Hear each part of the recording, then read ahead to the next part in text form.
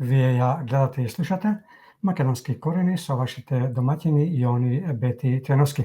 За најактуелните теми во Македонија денес ќе разговараме со нашиот и ваш гостин, господинот Стефан Андоновски, меѓународен секретар на ВМРО ДПМН и член на Советот во град Скопје, кого веќе го имаме заедно со нас. Господин Андоновски, добро ви утро и добри дојдовте на Македонски корени. Добро утро, добро вечер за вас. Голем поздрав до вас, вашите слушатели и гледачи. Уште еднаш ми е драго што ќе имаме можност да дискутираме, да одговориме на некои прашања кои што по ова што го следаме по коментарите ги интересираат и вашите слушатели. Добро ви утро и од мене, господине Андоновски. Ви благодариме што ја прифативте поканата и што не удостоивте нас, но и сите слушатели и гледачи на Македонски корени од целиот свет, докаде што има македонци и подржувачи на нашиот род убав македонски. Се надеваме дека ќе имаме плодна дискусија и овој пат ќе го задржиме вниманието на сите, како што рековме. Во изминативе 3 дена, вниманието на светската јавност, односно медиумите, беше вперено кон Скопје, главниот град на Македонија, каде што се одржа јубилејниот 30 годишен самит на ОПСЕ организацијата за безбедност и соработка во Европа, со што и заврши македонското председавање. Рускиот министер за надворешни работи Сергеј Лавров присуствуваше на овој самит, иако до последен момент неговото присуство беше неизвестно. Какви се вашите впечатоци од овој самит? Кои беа главните теми за кои се разговараше на самитот? Какви планови и заклучоци се донесоа? Прво да тргнем од формалниот дел или од тоа како изгледаше организацијата, барем тоа што можевме да го видиме. Скопје овие 3 дена беше комплетно затворено за сообраќај, особено во делот кој што се наоѓа околу спортскиот центар Борис Трековски. И можам да им честитам на припадниците на Министерството за внатрешни работи, полицијата, но и вработените, дипломатите во Министерството за надворешни работи, затоа што навистина организира еден огромен настан кој што сега во таков формат околу 60 на министри за надворешни работи, потоа цели тимови околу нив не се случил во Македонија на толку високо ниво. Имаме два поранешни настани 2007 и 2009 поврзани со поширокиот европски регион, но сепак не беа на волку високо ниво и не беа во Скопје. Скопје е малку проблематично затоа што сообраќајот е многу присутен, туку имаме администрација, па е тешко да се организира. Така што би сакал да им честитам на овие луѓе за макотрпната работа низ која што помина. Од еден друг дел, за жал, овој министерски состанок беше обкружен и со бројни афери, но за тоа не се виновни луѓето кои работат на него, туку Министерството за надворешни работи и неговиот менеджмент, министерот Бујар Османи и неговата политичка партија ДУИ, па знаеме дека набавката на реконструкцијата на спортскиот центар Борис Трековски чинеше многу милиони евра, а за тоа беше избрана фирма која што е константен донатор на ДУИ. Така што имавме една, да речеме, непријатна ситуација да треба да објаснуваме на странските гости, но и на домашната јавност зашто парите прво се во толков голем број, знаејќи дека спортскиот центар Борис Трековски не беше ни одново граден, ниту па нешто дополнително му се градеше, туку ова беше внатрешно уредување на спортскиот центар. Прво сумата е навистина висока, а второ се избра фирма која што е соработник на ДУИ. И малку околу пораките може би прокоментирал, ми пречеше тоа што Османи го најави ова како историски состанок, неповторлив, не знам како ќе ја дефинирал иднината на ОПСЕ и така натаму. Не, тоа што го забележавме дека од почетокот на агресијата, руската агресија во Украина, ОПСЕ е во една тешка ситуација и на рап на изумирање. И овој состанок ниту помогна тоа да се надмине, ниту пак ја влоши ситуацијата, така што можеме да кажеме дека ова беше еден повеќе или помалку стандарден состанок. И само уште еден коментар, во последните, знам дека и таква изјава имаше дадена Османи, дека нас ни припаднала честа да го организираме состанокот или да бидеме председавачи со ОПСЕ. Треба да се забележи дека во последните години нема интерес од поголемите држави да бидат председавачи со ОПСЕ. Тоа го прават помалите држави, најчесто за да прават своја промоција како држава. За жал во оваа ситуација ние помалку правевме промоција, повеќе беше промоција на Бујар Османи и неговите активности. немаше многу голем дел, да речеме, македонска традиционална кујна или македонски традиционални обележја на самиот настан, не видовме некои посебни етикетирања, да речеме, позитивни на македонската култура, обичаи, традиции на самиот состанок, а јас да бев во таква ситуација да организирам толков состанок, мислам дека многу повеќе внимание би посветил на таа промоција на Македонија како место, но и во пораките нигде не се зборуваше, на пример, за заштитата на македонското малцинство во Бугарија, во Грција, во Албанија, никаде не се зборуваше за човековите права на македонците, за пресудите на судот за човекови права од Страсбур и така натаму, што значи дека ова беше само добра можност за промоција која што мислам дека не беше до крај искористена. Трошени пари. Така. Ако може едно подпрашање, како гледате на тоа што дел од министрите за надворешни работи, меѓу кои и министерката за надворешни работи на Германија беа принудени да се објаснуваат пред нивната јавност зошто присуствуваат на овој самит на кој присуствува и рускиот министер за надворешни работи Лавров, кога скоро 2 години воопсе се водеше така наречена војна околу она што се случуваше во Украина, со што се подкопа опсе. И ако сакате неколку зборови околу тоа што Блинкен ја напушти Македонија пред да пристигне Лавров.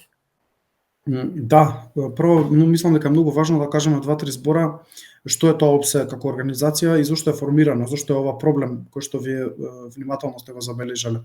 Тоа е затоа што ОПСЕ е формирана како организација или во почетокот конференција за некој начин на помирување помеѓу двата блока, источниот блок во тоа време во 70-тите и западниот блок, односно НАТО пактот и Варшавскиот пакт. И секогаш служел како конференција во тие времиња на студената војна за конференција во која што се дискутираат проблемите, недоразбирањата помеѓу двете страни за да се избегне војна на територија на Европа повторно после Втората светска војна. За жал, после руската агресија во Украина, основната причина за постоењето на ОПСЕ, тоа е да спречи војна на европскиот континент, е разрушена, затоа што за жал на територијата на Европа во замислете 2021, 2, 3 година имате конфликт, односно отворена војна, што не беше за очекување да се случи. Според мене посетата на Лавров мислам дека беше повеќе негативна отколку позитивна, затоа што остави простор на човек кој што секаде му е забрането да се појави во Европа, па и во поширокиот свет, да се појави на платформата на ОПСЕ и тука да ги промовира своите ставови. Го видовте тоа повеќе часовна пресконференција, да според мене даде слика или проектира слика дека Русија е некаков миротворец и дека тие всушност се збунети зошто западните сили се однесуваат како што се однесуваат кон нив. Во исто време кога знаеме дека Русија така што влезе на територија на друга држава во Украина и започна агресија кон таа независна и суверена држава. Без да навлегувам многу во спорот, затоа што најверојатно ќе ни треба уште цела емисија и не би сакал да ги вашите гледачи да ги вознемирувам со војната во Украина, но треба да се знае дека Украина е сепак суверена, самостојна и независна држава и било каква фрустрација која што Русија имала од присуството на западните сили во Украина не може и не сме да се решава на воен пат во друга држава. Ние сме биле сведоци на вакви едни случаи во 2001-та и на ваков еден наратив па сме сведоци и денеска на негирање на македонскиот идентитет од нашите соседи, нешто што и Русија го правеше како најава за влезот во Украина. Зошто замина, колку што видов секретарот Блинкен, по моите информации не било планирано ниту да остане, независно од тоа дали ќе доаѓа или не Блинкен, барем тоа до таква информација јас стасав, бил на пат од Италија кон Израел и само застанал во Македонија, но голем број од другите странски дипломати го напуштија состанокот најверојатно поради присуството на министерот за надворешни работи на Русија. И тоа можам да го забележам дека го изгуби самиот настан, го изгуби нивото со појавувањето на министерот за надворешни работи на Русија, затоа што дел од дипломатите замина, таков беше и Жозеп Борел, кој што замина утрината пред почетокот на самитот, а вечерта замина и Дейвид Камерон, поранешниот премиер на Велика Британија, а сега министер за надворешни работи, така што некако падна нивото на самиот настан и ми се чини дека клучните фигури не беа присутни во исто време на настанот. Мислам дека не е добра таа политичка порака и не ми се допадна што Османи коментираше дека тоа е историски настан, дека ваков настан никогаш до сега не се случил. Ништо историско немаше во настанот, затоа што воопшто никој од клучните дипломати не се сретна меѓу себе и не поразговара на главната тема, тоа е војната во Украина. Многу ќе беше повнимателно од нашата дипломатија или да одлучи да не го покани господинот Лавров, нешто што го направи Полска минатата година, или ако веќе го канеше, тогаш да не притискаше по секоја цена тоа да биде толку јавно во ситуацијата, да кажува дека ќе биде историски настан, туку да ги свали очекувањата на светската јавност, затоа што сега ги читам и европските списанија, само на страна се спомнува овој самит, дури малку и со подсмев кон министерот Османи дека премногу ги кренало очекувањата што ќе донесе овој самит. Како гледате на тоа што Балтичките земји, но и Полска, не ги испратија нивните министри за надворешни работи, туку своји делегации од понизок ранг? Па, ова оди на линија со ова што го искоментирав пред малку. Тие се во отворена, ја чувствуваат отворената агресија во своите држави, Естонија, Летонија, Литванија и Полска, и се многу поактивно вклучени од било кој друг од Европа во војната во Украина.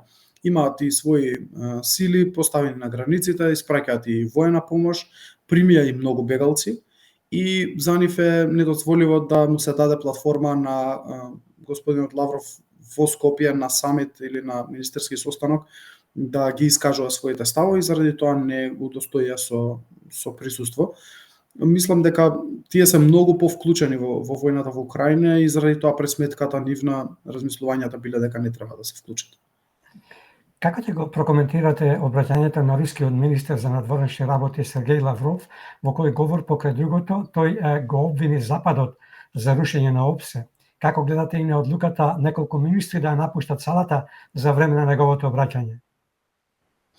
Па, тоа е очекувано според мене. Да ќе се вратам, значи прво крајот да го одговорам, да напуштат салата, особено луѓе кои што се повклучени, да речеме, во состојбите, во процесите во Украина, држави кои што се многу позасегнати, одделуваат многу повеќе економски средства за војната, се отворено јасно на страната на Украина, но и ги трпат и самите последиците директни и индиректни од таа војна. Во исто време, ми се чини дека првиот дел на говорот на Лавров не беше толку проблематичен. Тој повеќе зборуваше за судбината на ОПСЕ, зашто и беше самиот настан, а судбината на ОПСЕ е во сериозни прашалници. Но јас не можам да се согласам со таа изјава дека за тоа е виновен било кој друг освен Руската Федерација, затоа што ќе повторам дека тие кои што отпочнаа, тогаш го нарекува специјална воена иницијатива, но тоа очигледно е целосна агресија и влегување на туѓа територија на суверена, независна, самостојна држава, исто така членка на ОПСЕ, а тоа е Украина.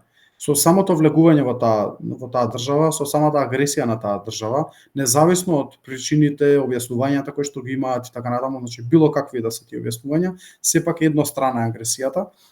Тие всушност како Руска Федерација, како членка на ОПСЕ, ги срушија еден од клучните темели на организацијата, а тоа е спречување на војни на територија на Европа и намалување на конфликтните разлики. Затоа што денеска ако прашате што е ОПСЕ, би ви кажале Организација за заштита на човекови права, затоа што за многу долго време на територијата на Европа немаше отворена војна.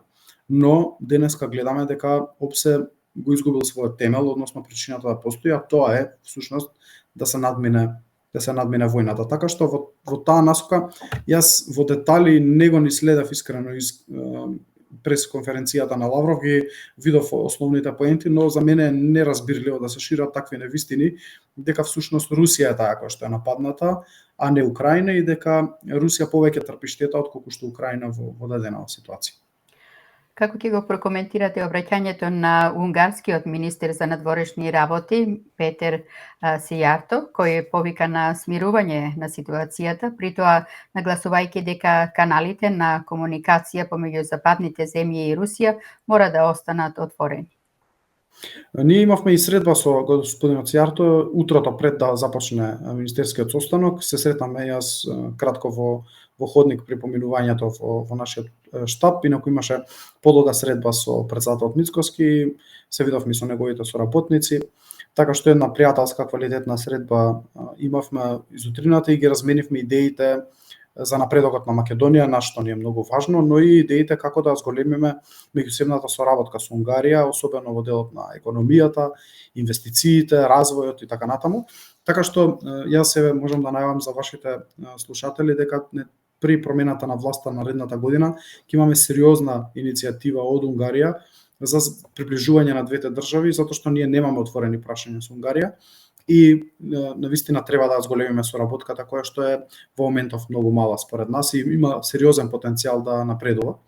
Малку кратко околу изјавата, мислам дека Унгарија па во една друга специфична ситуација, ако Полска, Литванија, Летонија се навистина вклучени директно и ги трпат последиците директни од самата војна и од агресијата, тогаш Унгарија е во ситуација да мора да ги брани своите национални интереси, односно се наоѓа помеѓу два огна, така да се рече, во смисла дека Унгарија е целосно зависна од газ кој што доаѓа од Русија, таква е позиционираност на инфраструктурата на теренот, а за разлика од Македонија, во Унгарија гасот е многу важно погонско гориво, многу голем дел од населението и од бизнисите се функционираат на природен газ.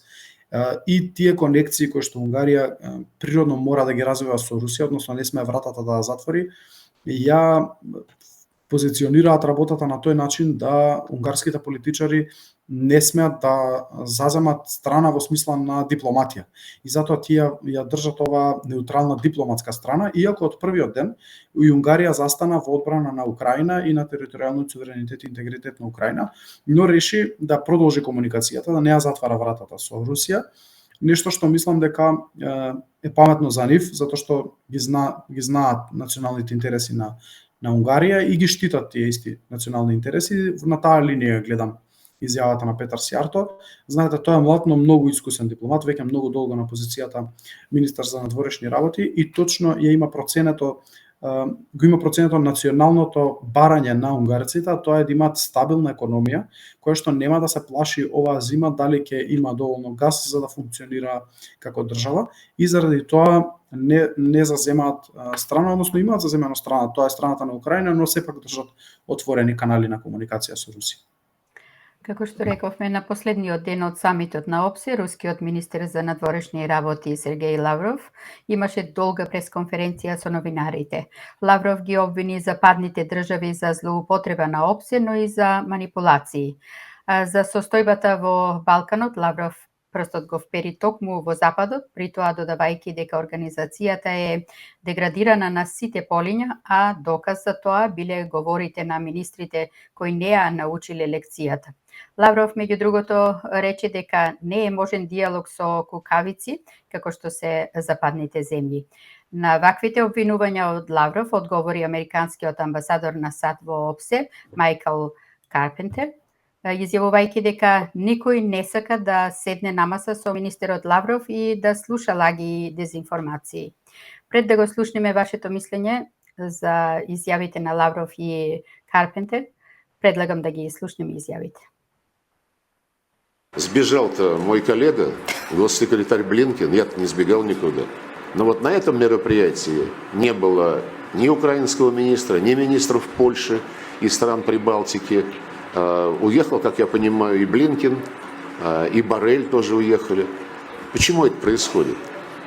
Ну, они, наверное, считают, что тем самым они подчеркивают свое намерение изолировать Россию. А я считаю, что они просто трусят, они боятся любого честного разговора с фактами на руках. Look, nobody wants to sit at the table with Foreign Minister Lavrov and listen to lies, disinformation, and propaganda. So staying away from that table, I would say, is an act that makes a whole lot of sense if you're someone who doesn't engage in masochism. Well, I think Foreign Minister Lavrov, again, with all due respect, has a tendency to cast blame on others. I think he's perfected that art. In fact, I think a little bit more introspection on Russia's malign influence in various democratic countries, including the Western Balkans, where it is very pronounced. Повелете, господине Андоновски. Да, мислам дека злоупотреба на организацијата ОПСЕ во смисла дека таа не беше планирана да биде ниту место, ниту време за дискусија околу Украина, во смисла на надменување на состојбите во Украина. Знаете, имаше обиди и од страна на израелскиот премиер и од страна на турскиот председател да организираат еден вид самити, билатерални самити на кои што ќе се зборува за Украина помеѓу Украина и Русија, односно за надминување на состојбите. И мислам дека тоа е форматот кој што треба да биде простор за дипломатска активност за надминување на војната или да речеме некој вид на примирие, нешто што се случува сега во појасот Газа. Така што мислам дека погрешно е да се очекува дека ОПСЕ ќе биде станицата, местото каде што треба на форматот со присутни 1000 луѓе во салата Борис Трајковски да се разговара детали од војната во Украина или како таа може да се надмине. Сепак останувам на мојот став дека Русија така што ги прекрши основните принципи на функционирање на ОПСЕ и го удри темелот и сака да го оштети темелот на ОПСЕ, а тоа е меѓусебната соработка во Европа. Од тука линијата која што ја зазема американската страна дека тие не сакаат да преговараат или да разговараат или да седат на истата маса со господинот Лавров, па од друга страна ја покажува целата позиција на Западот која што има кон Русија, тоа е воопшто да не се дискутира со руските представници, што во принцип е штета, можеби не са овој настан, но генерално е штета, затоа што нема простор или не гледам во моментов простор како да заврши овој крвав конфликт на тлото на Европа и штетата ја трпи цела Европа, но никој не гледам дека има доволно желба, мотив да ја надмине оваа состојба, туку се влезе во еден чуден процес кој што малку наликува и на Првата светска војна, а тоа е, ако ги забележите линиите на фронтот во Украина, нема поместување ниту еден километар, односно ако едната страна завземе некои 10 километри покрај реката Днепар, тогаш за 2-3 дена втората страна завзема други 10 километри по потечението на истата таа река, така што не гледам никакво поместување ниту од едната, ниту од другата страна, а штетата првенствено е трпат украинскиот народ кој што страда во огромни бројки, второ економијата на Украина, но и економијата, инфраструктурата на цела Европа, затоа што ефектот во Европа е навистина страшен. И мене ми е жал што не се најде начин овие 2 години да се излезе од тие ровови, зборувам во дипломатијата, во политиката, и да се започне да се разговара за условите, начините на кои што оваа војна може да запре. Од тука не мислам дека ОПСЕ е тој форум за таква една дискусија, но мислам дека е време за вклучување на Обединетите нации во разрешување на овој конфликт. Го поврати ли ОПСЕ својот кредибилитет со тоа што дозволи рускиот министер за надворешни работи Лавров да присуствува на овој самит? Каква иднина ја предвидувате на ОПСЕ под палката на Малта со председавањето за 2024, особено после говорот на Лавров, кој меѓу другото порача дека не вери да се спасува организацијата таква каква што е сега, но и пораката од Вашингтон меѓу кои и она дека без оглед на се организацијата ќе обстои. И секако, дали доаѓањето на рускиот министер за надворешни работи Сергеј Лавров беше дипломатски триумф на Русија или пак дозволата од страна на Западот за неговото присуство на ОПСЕ на самитот беше смислена одлука со цел да се спаси ОПСЕ? Идејата, ќе се вратам повторно наназад на вашето прашање, идејата беше да се обиде организацијата да се спаси себе си и заради тоа беше направен дури, можам да кажам, малку и притисок со поканата на Лавров да се обезбеди негов прелет до Скопје преку Грција и да се влезе, прво се обидува преку Бугарија, но преку Грција да се влезе во Македонија. И тоа беше сериозен напор кој што го правеше македонската влада и ОПСЕ, се со цел да се спаси организацијата. Можам да кажам дека овој пат успеа да спасат, но платија многу голема цена за тоа, затоа што јас се сложувам дека му се даде една платформа на Лавров и на Русија во средината, во срцето на Европа. Ние секогаш кажуваме дека Македонија е срцето на Европа, да зборува или да оправдува руската агресија во Украина и односно да симплифицирам, да оправдува дека една земја може да влезе во друга суверена земја со војска, со армија и да окупира територии. И тоа го направи од срцето на Европа, од Скопје. Така што организацијата во моментот е спасана, но цената што се плати е навистина превисока. Ме прашавте дали Малта ќе успее да ја подкрена, да го подкрена нивото на организацијата. Кратко, ако треба да одговорам, бил одговорот дека не е способна. Мислам дека нема да имаат можност да ја подкренат организацијата на повисоко ниво, се додека трае војната во Украина, затоа што се додека трае таа војна, темелите, фундаментите на ОПСЕ се разнишани и се надевам дека таа војна што пократко ќе трае, доколку видиме крај или зелена маса за крај на војната во Украина и видиме дека какви разговори, тогаш ОПСЕ би можела да обстои. Но вака каква што е ситуацијата во моментот, се плашам дека причината за постоење на ОПСЕ е навистина различна. Го започнавме и 12-тиот месец од оваа година, која полека се приближува кон крај, но крајот на неизвестноста во Македонија не се гледа.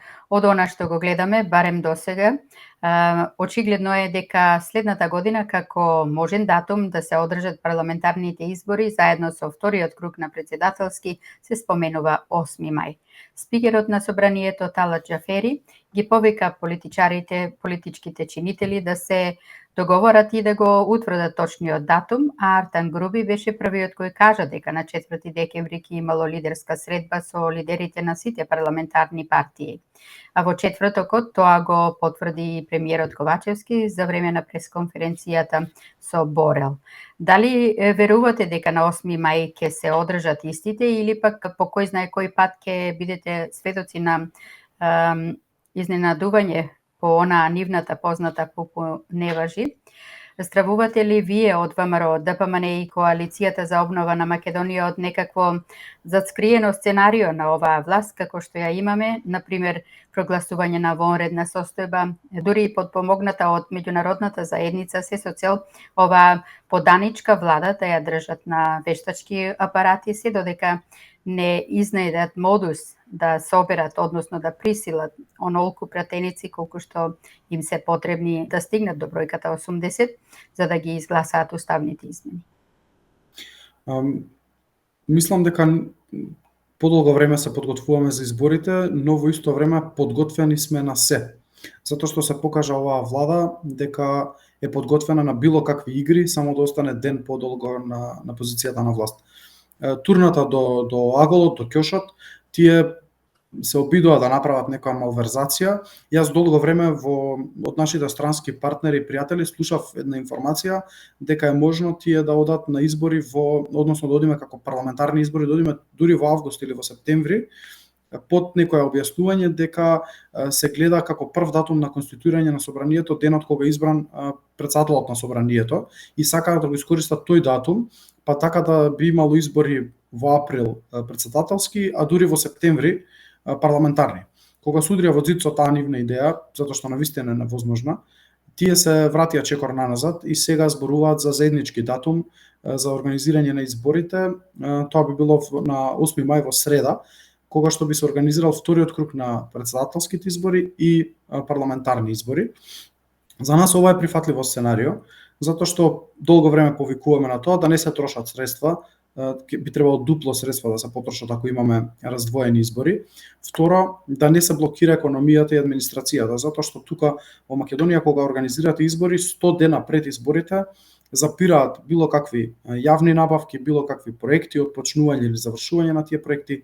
Има техничка влада која што се покажа како чуден еден феномен кој што повеќе служи за блокирање отколку што за разрешување на проблемите.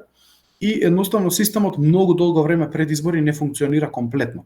И бизнисот се жали на тоа, и вработените се жалат, и администрацијата, затоа што целиот систем е некако во грч, чекајќи ги изборите. Затоа ние повикувавме на заеднички избори и во исто време со тие заеднички избори ќе се успее да се избегне така наречена уставна криза, затоа што имаше можност, ако изборите беа одвоени, во вториот круг да не излезат доволно луѓе на тие избори, да се значи цензусот да не биде постигнат од 40% и со непостигнување на тој цензус да не бидат успешни претседателските избори. Во таква една лоша ситуација би имале претседател на собрание кој што е во технички период, односно е распуштено собранието, кој што во исто време како технички претседател на собрание ќе биде и претседател на државата, тоа е Талат Џафери, и во исто време ќе имате технички премиер кој што ќе дојде од редовите на ДУИ, очигледно, и целата ситуација е дека имате неизбрани функционери на сите три позиции, државата всушност е обезглавена. Во ваква ситуација, ако изборите бидат заедно, мислам дека имаме простор да тие бидат успешни и да не ни се случи ваков тип на уставна криза. Но како што кажавте, ние на се сме подготвени, можеме да очекуваме дека може да има некакви малверзации на оваа тема. Ете, видовте дека најавата за лидерската средба дојде од Артан Груби, а не од Димитар Ковачевски, кој што повторно е еден вид слуга на ДУИ и потврдува оно што ќе биде кажано од страна на представниците на ДУИ, но ние ќе присуствуваме на средбата, ќе биде во понеделник и се надеваме дека токму за овие работи ќе се разговара, за да видиме како да го надминеме проблемот. Мене малку ме навредува оваа цела ситуација, затоа што по 30 и кусур години независност на Македонија, за прв пат партиите дискутираат преку медиуми кои ќе биде датумот за избори, како да се стигне до тие избори и така натака.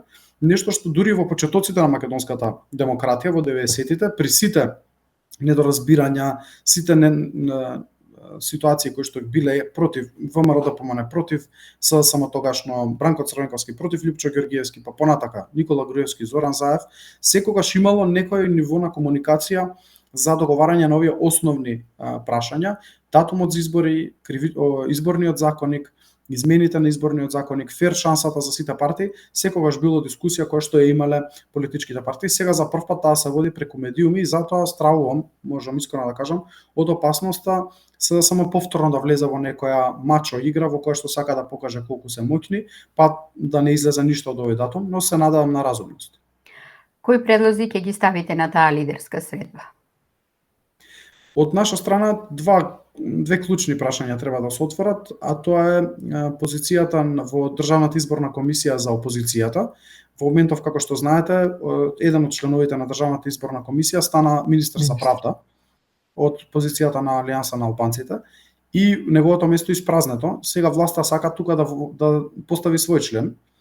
Па на тој начин ситуацијата би била 5-2 во рамки на Државната изборна комисија и со таква распределба од 5:2, 5 представници на власта, 2 на опозицијата, не би имале правична, правилна, праведна распределба на правилата на игра или договарање на правилата на игра и организирање правилно и надзор на валидноста на изборите. Затоа бараме таа позиција да припадне на припадник на опозицијата и така позицијата би била 4:3, што и со председател на Државната изборна комисија, што е веќе востановена практика и нешто што е регулирано со закон. И вториот дел за нас важен е да разговараме за укинување на техничката влада, затоа што се покажа како апсурден хибриден формат, најмногу заради тоа што ние не сметаме дека ДУИ треба да биде таа која што ќе го предложи премиерот на таа техничка влада, заради корумпираноста, заради сите скандали кои што се случуваат, не сметаме дека тоа е државотворна партија која што може да предлага председател на влада на Република Македонија, особено во еден ваков специфичен период. Замислете партија која што се занимава со лотарија, која што купува згради по центарот на Скопје, која што видовме со настанот со ОПСЕ, како ги организира настаните со ОПСЕ. Не сметаме дека е вистинската која што треба да го номинира председателот на владата. И јас вчера во едно гостување исто така кажав, има еден апсурд во тој закон за влада, во членот 43, кој што вели дека премиерот се номинира од страна на партијата која што има најмногу пратеници во македонското собрание. Во моментов најмногу пратеници во македонското собрание има ВМРО-ДПМН. Ниту СДСМ, ниту ДУИ. По некој ред на нештото, ако се чита правилно тој член, ВМРО-ДПМН би била таа која што треба да го предложи тој технички премиер. Го кажувам ова за ви покажам каков е апсурдот. Таму не се вели партијата со најмногу пратеници од власта, туку се вели партијата со најмногу пратеници во собранието и ВМРО-ДПМН е партијата која што има најмногу пратеници. Но тоа на страна, ние очекуваме овие две точки да бидат дискутирани, да ги видиме и препораките на ОПСИ и ОДИХР во делот на техничките препораки, што можеме да примениме брзо пред изборите во измени на изборниот законник и да го утврдиме датум. Тие се вака клучните теми. Како што рековме, Македонија веќе е влезена во еден вид на предизборен циклус, а СДСМ неофицијалната предизборна кампања ја започна со еден вид на заплашување со некаква изолација, порачувајќи му на македонскиот народ и на македонските граѓани на следниви избори да се одлучат дали гласот ќе го дадат на проевропскиот фронт или на руските партии, со што повторно ја потврдија нивната намера за подобба на проевропска и проруска Македонија.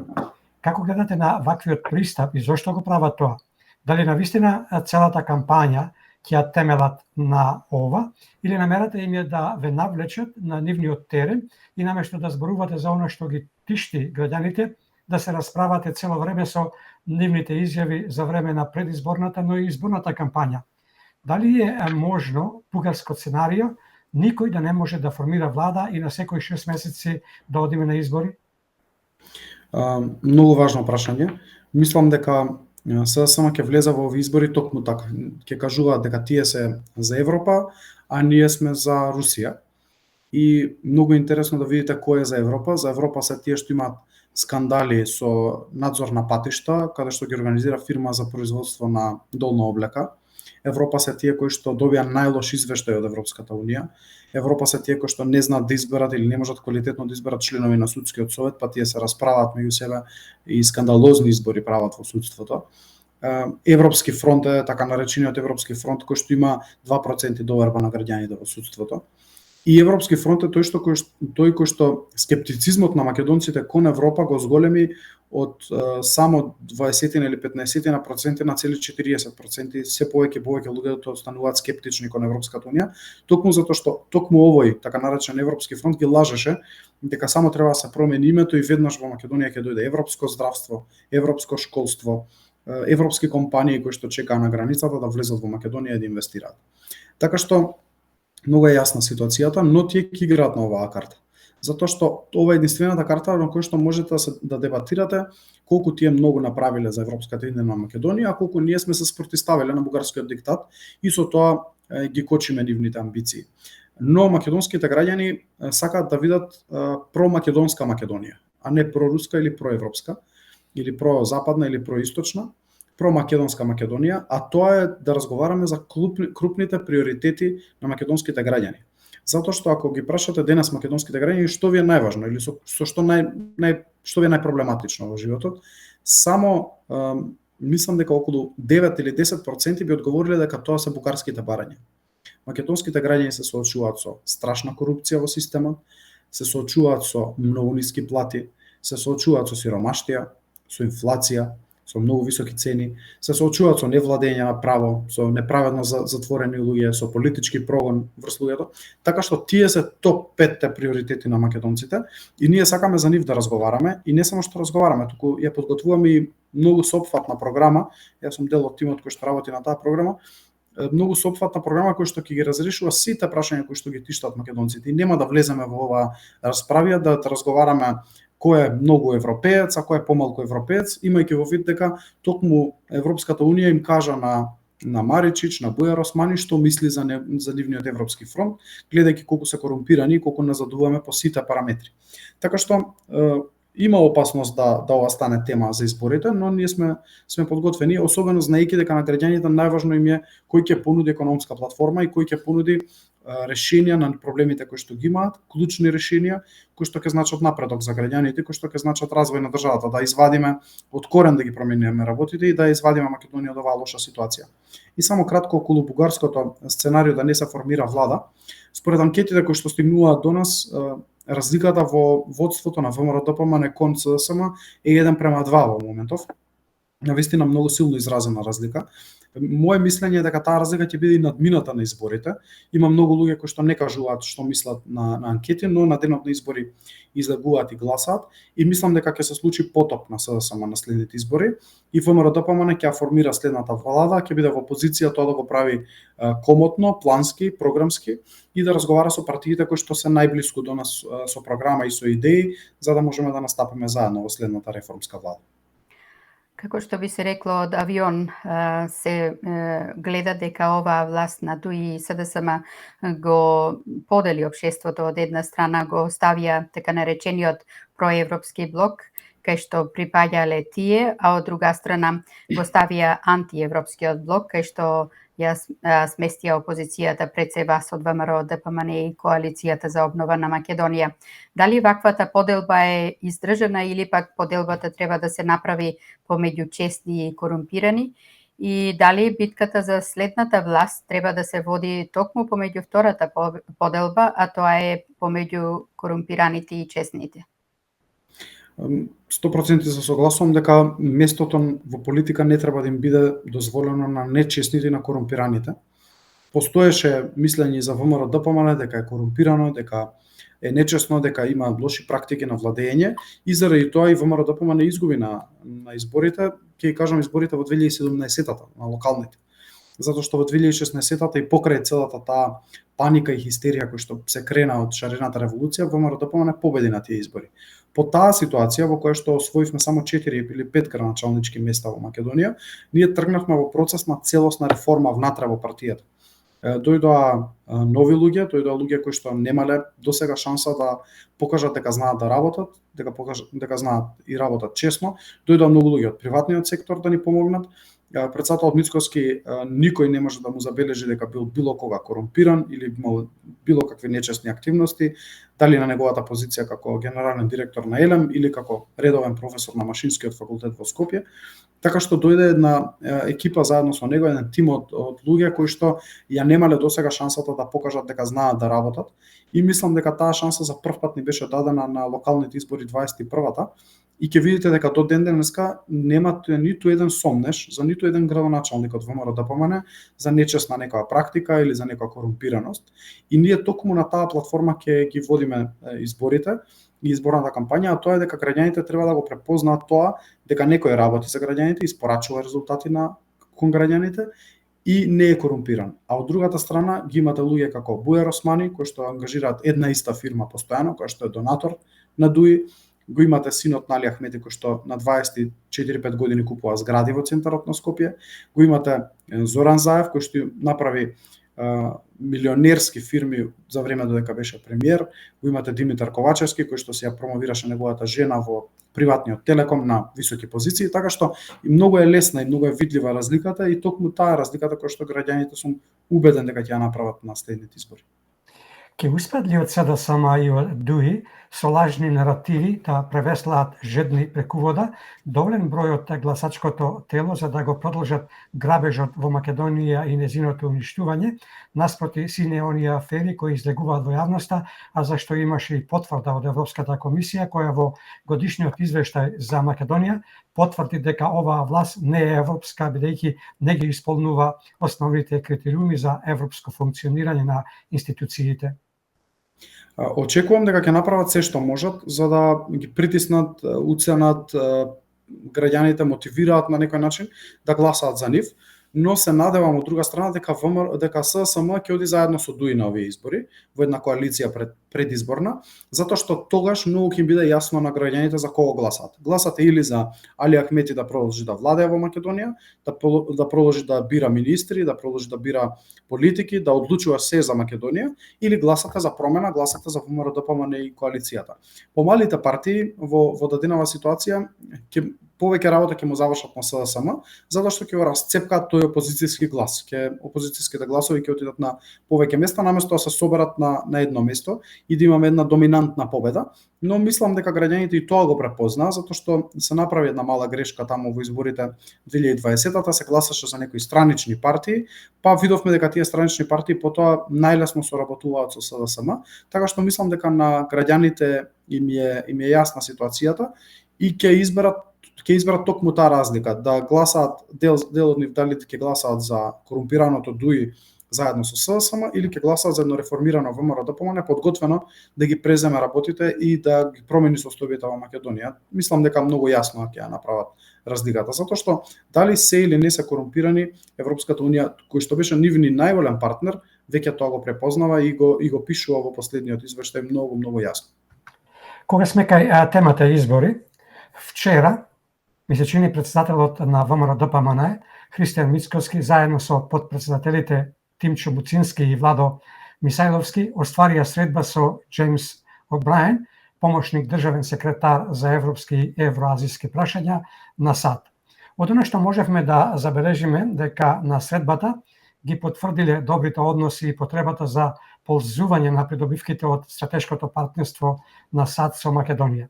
Мицкоски истакнал дека стратешки интерес на Македонија освен членството во Европската унија и заштитата на националните и идентитетски одбележи на македонскиот народ и Македонија.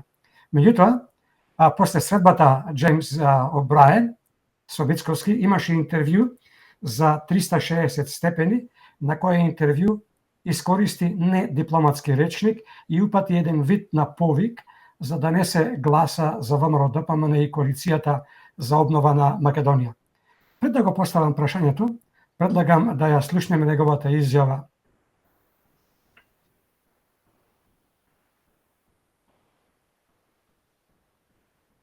You're headed into an election season. We know everything is difficult in election season, so I won't comment on whether things will get done now or later, but it's clear there's an offer on the table.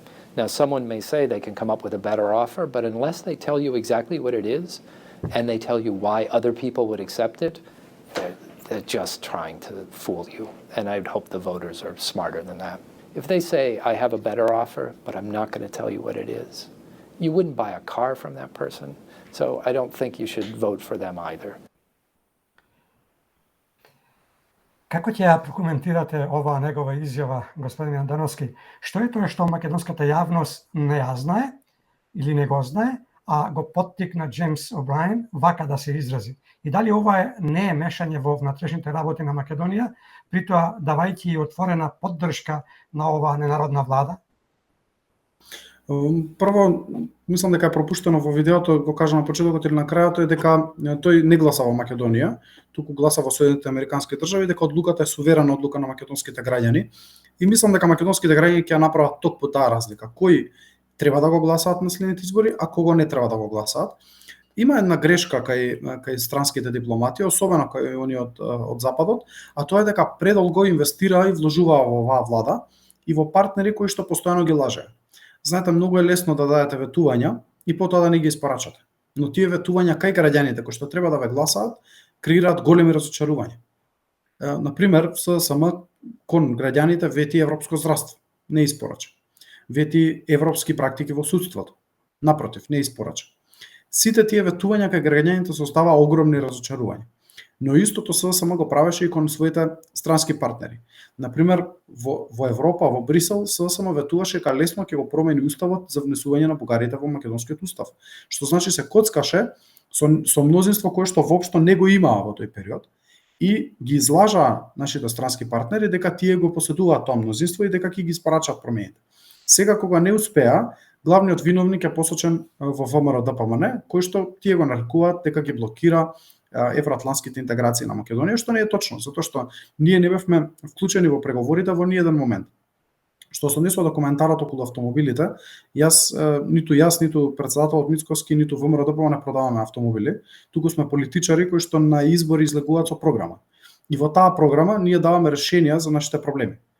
И за сите наши проблеми. Најмал проблем на граѓаните, како што зборував и претходно, е внесувањето на бугарите во уставот. Граѓаните од тоа нема да живеат подобро на Македонија. Но затоа ние во нашата програма ќе дадеме одговор како да го надминеме овој проблем кој што ни го создаде ССМ заедно со бугарските политичари и во исто време како да најдеме решенија и за сите други големи проблеми кои што Македонија ги има како држава, во економијата, во корупцијата, во владењето на правото, во земјоделието, во дигитализацијата на општеството, јавната администрација и така натаму. Така што еве следуваат избори, ние на тие избори ќе излеземе со сериозна програма, а граѓаните знаат дека ние тоа што ќе го ветиме на избори по програма тоа и го испорачуваме. Ние нема да даваме лажни ветувања, нема да ветуваме дека мет и млеко ќе тече во Македонија после 4 години, но ќе ветиме дека сериозно ќе се зафатиме со проблемите и ќе најдеме решение за секој еден од нив. И граѓаните на крај, не странските дипломати, туку граѓаните ќе го дадат својот глас за оној кој сметаат дека треба да ги води наредните 4 години. Дали имате точни информации за што точно се зборувало на средбата со Джеймс О'Брајен и делегацијата на ВМРО ДПМН предводена од Христијан Мицкоски? Да, бев вклучен во процесот на договарање на оваа средба. Од наша страна беа кажани позициите кои што Македонија треба и би требало да ги има според ВМРО ДПМН, а тоа е како да го заштитиме процесот на европските интеграции од бугарски билатерални барања и како да разговараме за реалноста во овие бугарски барања, затоа што има една реалност дека Македонија се согласила да го промени уставот, но има една друга реалност, а тоа е пресудите на Судот за човекови права од Страсбур, кои што на 14 пати на нашинците кои што живеат во Бугарија се чувствуваат како македонци, им го дале правото да организираат своји културни клубови, своји здруженија и своји политички партии, и ние сакаме да видиме како Бугарија може да биде добар сосед и да покаже дека и таа ја почитува реалноста, затоа што реалноста е дека колку што бугари живеат во Македонија, многу пати повеќе македонци живеат во Бугарија. И ако им ги даваме сите права на бугарите во Македонија, треба барем некои права кои што ги дозволува Европската конвенција за човекови права, а Бугарија ја потпишала и се согласила со нејзе, да им ги дозволиме на нашинците во Бугарија. Така што ова беа дел од дискусиите. Ние остануваме на нашиот став дека нема да прифатиме промена на уставот под ваков бугарски диктат, или ќе ги промениме околностите, за да можеме да очекуваме било каков исчекор од наша страна, или не треба да се разговара за притисок кон наши пратеници или ВМРО-ДПМНЕ во целина дека би гласало само да дојде на власт. Значи, нас целта не е доаѓањето на власт. Целта е Македонија да биде подобро место за живење. А за ако постигнеме тоа не се постигнува со просто примање на бугарите, запишување во уставот, туку мораме да ги решаваме проблемите на граѓаните и да видиме дали Бугарија може да биде добар сосед на Македонија. Ако Бугарија е подготвена да биде добар сосед, ги почитува пресудите на судот за човекови права од Страсбург, гарантира за македонскиот идентитет, многовековен јазик, нација, култура, обичаи, традиции и така натаму, не се обидува на секоја станица да не негира и да кажува дека не постоиме, тогаш ние сме подготвени да разговараме со Бугарија. Во случај да тие не се добри соседи, не може да очекуваат дека ние би направиле било какви отстапки во Македонија. Дали од ова што го кажавте сега, можеме да заклучиме дека токму цврстиот став на ВМРО-ДПМНЕ изразен преку делегацијата која што беше на разговор со господинот, го натера или го изритира да постапи така како што постапи? Се е можно, не би можел да кажам, можеби интервјуто е дури снимано пред состанокот, не знам кога било, дали било во живо или било снимано, но видете, ние овој став не го криеме од никого. Истото тоа што го зборуваме на телевизија го кажуваме и на состаноците. Јас сум присуствувал на бројни, на десетици состаноци. Во ниеден момент не кажуваме ништо поразлично од она што го зборуваме пред граѓаните. Мислам дека таа транспарентност на дипломатите им пречи помалку затоа што се свесни дека ние не отстапуваме од тоа што сме го зацртале. Ако имаме друг поинаков став, тој го комуницираме со граѓаните, го пишуваме во програма и го кажуваме и во исто време го кажуваме и на овие состаноци. Така што можеби тука е фрустрацијата затоа што се научија тие од 2014-тата дури соработуваат со Зоран Заев и со ССМ, ги поддржуваат, разговараат со нив и се научија дека тие ќе им кажат се оние што сакаат да слушнат. Пресрекни ќе се запишат во своите тефтери каков добар состанок имале, ќе се заменат во своите матични држави, но нема да знаат реалност. А ние разговараме за реалноста и можеби затоа тоа некогаш ги прави да се чувствуваат фрустрирани. Така. Помина 2 недели од добивањето на извештајот за Македонија од страна на Европската комисија. Прашината која се крена околу овој извештај полека се спушти, но патот на Македонија кон евроинтеграцијата да остана неизвесен. Какви се вашите очекувања од декемврискиот самит? Дали воопшто ќе се стави Македонија на дневен ред, имајќи го во предвид фактот што оваа ненародна влада не го исполни она што го вети, а тоа е промена на уставот со цел вметнување на бугарите во преамбулата, како услов за да ги започнеме преговорите, поточно да го отвориме процесот на отворање на кластери и поглавја, иако свесна за тоа дека нема двотретинско мнозинство. Можеме ли како држава да очекуваме дека интегративниот процес ќе започне дури во 2030 година со ваков извештај каков што го добивме? Извештајот е многу лош. Според мене, можеби најлошиот извештај што Македонија го има добиено, затоа што имаше еден извештај 2015-та, мислам дека кога се зборуваше за заробена држава во Македонија, но па сите други параметри во тој извештај 2015-та беа подобри отколку овој извештај во 2023-та.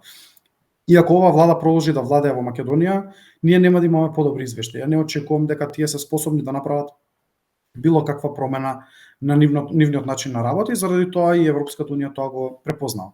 Она што очекувам да се случи на декемврискиот самит е еден вид меѓусебна блокада на државите и не очекувам дека ќе се започнат преговори со ниту една земја, имајќи во вид дека и Грција постави вето на еден вид најавено вето, пречка на патот на Албанија кон отварање на преговорите и поглавијата.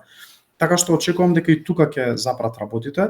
За нас мислам дека нема да има ништо ново, освен препорака да се продолжи со евроинтегративниот пат. И тоа мислам дека ќе биде така и цела следна година, односно до втората половина на 24-та година. Нас ни требаат длабоки реформи, длабоки промени внатре во државата, за ние да станеме атрактивен партнер на Европската унија, атрактивен партнер на било кого од надвор да дојде, да инвестира, да присуствува и да функционира во Македонија, затоа што вие ако немате странски бизниси, во Македонија кои што инвестираат како директни инвестиции, тогаш вие го губите најголемиот амбасадор кој што Македонија може да го има било каде, дали во Европската унија, во САД или на некое друго место.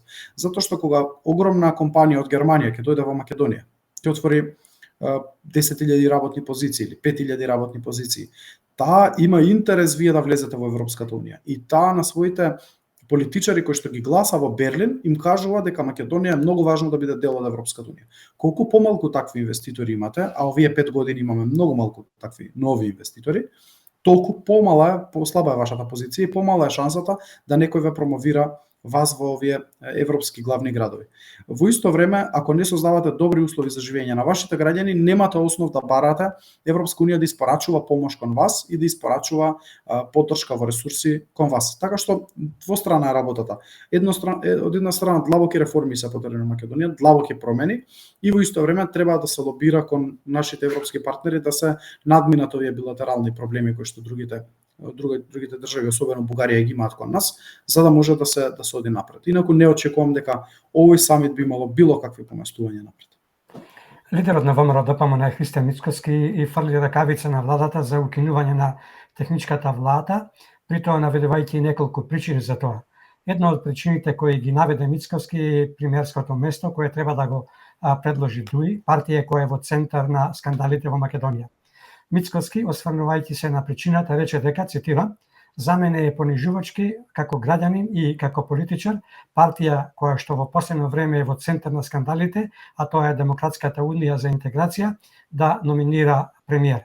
Не гледам каков квалитет тој премиер може да донесе и каква додадена вредност. Завршен цитат. Ова изјава на Мицкоски од страна на новинар кој водеше разговор со Артем Груби беше целосно извртена. Како гледате на дел од новинарите, не само и овој, за кој станува збор, особено оние блиску до власта кои ги испревартуваат изјавите, а во овој случај оригиналната изјава на Мицкоски поврзана со барањето за премиер Албанет. За да не испадне дека ние лажиме, но и за да не оставиме простор за манипулација, предлагаме да ги слушнеме новинарот, изјавата на Мицкоски, како изјавата на пратеникот Миле Левков, кој зборуваше на истава тема.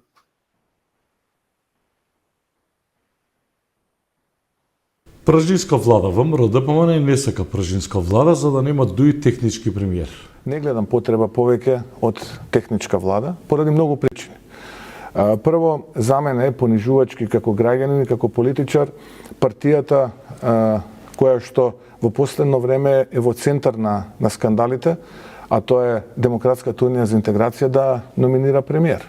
Не гледам каков квалитет тој премиер може да донесе и каква додадена вредност. Второ, ценам дека земја која што пледира да биде дел од Европската унија мора да покаже и малку одговорност, односно зрелост. И ние треба да покажеме дека сме зрели. ВМРО ДПМН, како најодговорна политичка партија кон граѓаните и државата, е спремна да се откаже од техничка влада. Само ДУИ, дувлото на криминалот, да нема технички премиер. ДУИ со месеци е во епицентарот на сите криминални скандали кои ја тресат Македонија.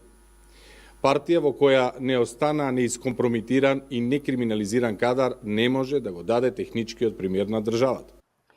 Како ќе го прокоментирате ваквото спинување, бидејќи, како што слушнавме, ниту Мицкоски, ниту Левков спомна Албанец, туку зборува за ДУИ? Нормално дека е спин било каков коментар дека ВМРО ДПМН ги мрази албанците или сака да се меша во нивните човекови права, или секој кој што живее во Македонија и има македонско државјанство, законот вели дека може да се кандидира на било која функција. Никој тоа не му го брани и никој не брани на било кого во Македонија да биде член на било која партија. Има преку 40 политички партии во Македонија. Но да дозволите политичка партија која што се покажа дека најдлабоко вплеткана во криминал да номинира технички премиер, навистина е непримерно и особено што и законот тоа не го препознава. Треба најбројната партија во собранието да го предложи техничкиот премиер. Од тука е нашата идеја дека ДУИ не треба да биде политичката партија која што ќе предлага технички премиер и заради тоа повикуваме една од причините, освен што техничката влада е скапа играчка, што не покажа никаков ефект во подобрување на владењето, во организирањето на избори, ние сметаме дека таа би требало да се укине. Она што може да го направат нашите противници, тоа е да зборуваат дека ние сме ги мразиме албанците, сме албанофоби, дека не сакаме да живееме без нив во оваа држава, дека немаме коалиционен потенцијал за коалицирање со албанците, но наједноставниот демант, јас ќе ве вратам година и пол назад, е кога повикувавме на предвремени парламентарни избори, председателот Мицкоски го предложи председателот на алтернатива Африм Гаши да биде технички премиер. Африм Гаши е етнички албанец, но за Африм Гаши и за алтернатива нема отворени корупцијски скандали, не се вмешани во лотарија на Македонија, не се вмешани во купување на трговскиот центар во центарот на Скопје, не се вмешани во изградба на патишта без никакви законски процедури, така што станува збор за една помала политичка партија која што покажала, или низиниот лидер покажал некаков интегритет и заради тоа беше предложен од председателот Мицкоски да биде технички премиер во овој мандат. Така што не може да се зборува за било каква албанофобија, туку може да се зборува за дуифобија, затоа што ние сакаме да се случи дедуизација на Македонија. Доста е веќе дуи да ги владее сите можни институции внатре во државата и да го контролира секој процес во државата, не за добро на државата и на граѓаните, туку единствено за да ги погатат сопствените џебови и да имаме цело време на 19 години нови милионери, а деца и внуци на представници на дуи. Кога сме на оваа тема, премиер албанец,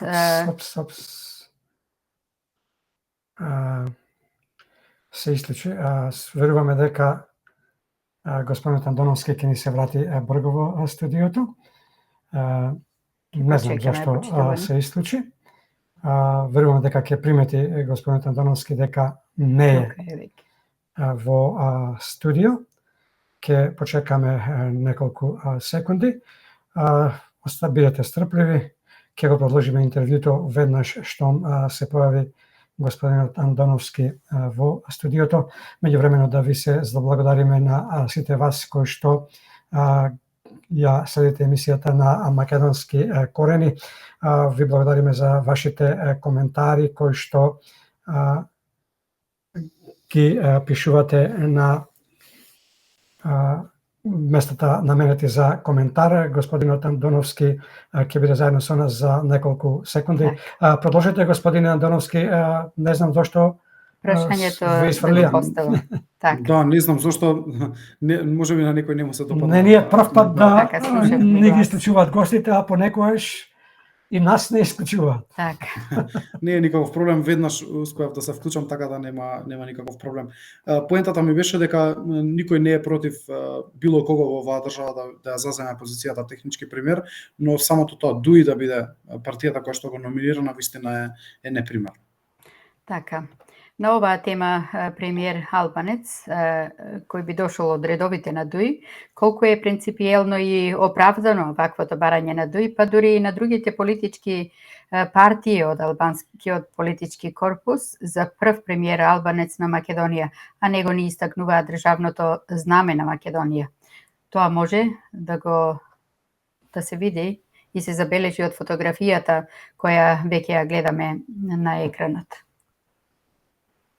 После 30 години независност на Македонија, за мене е навистина навредливо за еден човек кога го бираме за било која позиција, од обично вработување во државна администрација, па се до позиција председател на влада, прво да прашуваме која етничка припадност. Тоа е многу навредливо. Прво би требало да прашуваме дали овој човек е квалитетен или не е квалитетен, дали има визија или нема визија.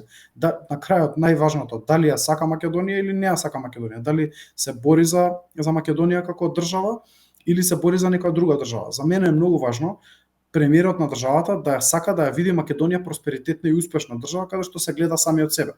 Ако не го истакнувате македонското знаме, ако се срамите од македонската химна, ако ви е поважно некои други држави да успеваат, а не Македонија, тогаш јас не гледам кој е вашиот квалитет за вие да бидете премиер на една држава. Инаку ние сме имале. ССМ предложи Влав пред 20 на години на позицијата премиер. И не верувам дека имаше било кој во Македонија кој што стана и направи протести затоа што некој човек кој што не е етнички македонец беше на позиција премиер година и пол. Така што поважно по мене треба да биде дали овој човек се ја сака Македонија, има визија, знаење и професионалност да не води како што треба или нема. А дали тој се чувствува етнички македонец или било која друга етничка заедница која што живее во Македонија, навистина не сметам дека треба да биде првиот и основен критериум. Како гледате на владината најава на новиот пакет антикризни мерки, деветти поред во вредност од 662 милиони евра, со кои ќе бидат опфатени на 400.000 граѓани, меѓу кои пензионери, ученици, студенти, самохрани родители, кои пакет пак во вторникот го одобрија министрите во владата, а кои мерки од 1 декември веќе почна да важат. Се обидува ли владата предизборно да купи социјален мир во замена на гласови? Како ќе ја прокоментирате и изјавата на властите дека завршувањето на кризните мерки е чиста случајност, а што завршуваат со завршувањето на изборите? На каква и која криза ги темелат овие антикризни мерки и зошто порано не излегува со вакви кризни мерки? Дали ова и ви наликува на предизборен Дедо Мраз? Го кажавте одговорот, буквално, а и самите го кажа одговорот.